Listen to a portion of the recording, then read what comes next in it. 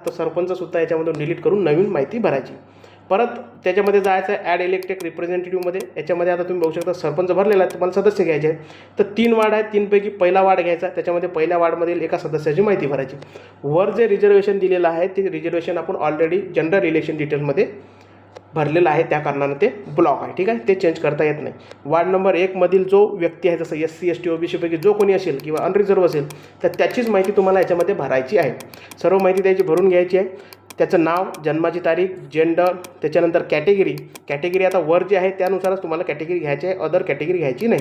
त्याच्यानंतर education details, ह्या सर्व जे माहिती आहेत. त्याच्यानंतर ऑक्युपेशन म्हणजे तो काय करते, शेती करते का मजुरी करते, ह्या सर्व गोष्टी. फोटो त्याच्यामध्ये टाकायचा आहे. फोटोसाठी सगळ्यात महत्त्वाचं आहे की फोटो आहे 200x200च्या पिक्सलमध्ये असला पाहिजे.